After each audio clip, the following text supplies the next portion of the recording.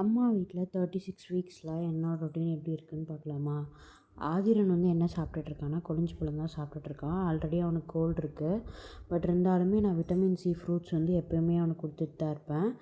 இதே இல்லைன்னா lemon juice அந்த மாதிரி கொடுப்பேன். அப்புறம் அம்மா வந்து ஏதாவது வெஜிடபிள்ஸ் கட் பண்ணிகிட்ருக்காங்க அப்படின்னா அந்த கேரட் இதெல்லாம் வந்து அவன் கேட்டு வாங்கி சாப்பிடுவான்.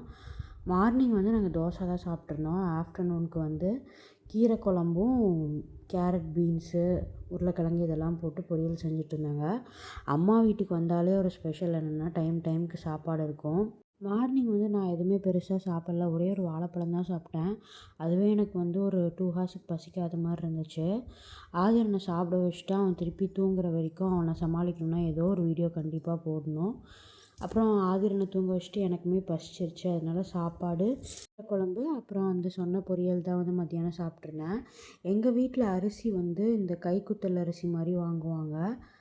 எனக்கு வந்து இந்த அரிசி ரொம்ப பிடிக்கும். இது ரொம்ப ஈஸியாக டைஜஸ்ட் ஆயிரும். சுகர் ஃப்ரெண்ட்லின்னு நினைக்கிறேன். கிச்சடி சம்பா இது. லாஸ்ட் ஃபியூ வீக்ஸ் தான் இருக்கனால எனக்கு சாப்பாட்டில் பெருசாக இன்ட்ரெஸ்ட்டே இருக்க மாட்டேங்குது. ஸோ ஏதோ ஒரு வேலைக்கான சாப்பாடை வந்து நான் ஸ்கிப் பண்ணிடுறேன். ஃபர்ஸ்ட் ஆஃப் அது நைட்டாக தான் இருக்கும். பட் இன்றைக்கி வந்து பெரியம்மா வீட்டிலேருந்து பிரியாணி செஞ்சிருந்தனால கொடுத்து அனுப்பிச்சிருந்தாங்க. செம ஹெவியான மெனு. தயிர் பச்சடி, பிரியாணி, அப்புறம் கிரேவி, 65 இதெல்லாமே கொடுத்து விட்டுருந்தாங்க. ஆல்ரெடி ஒரு ரவுண்டு போயாச்சு. சரி வீடியோ எடுக்க மறந்துட்டேனேன்னு சொல்லி திருப்பியும் வந்து பிரியாணி செகண்ட் டைம் போட்டு சாப்பிட்டுட்ருந்தேன். அப்புறம் மார்னிங் கொஞ்சம் எடுத்து வைக்கலான்னு நினச்சிட்டு மார்னிங் கொஞ்சம் எடுத்து வச்சுருந்தேன்.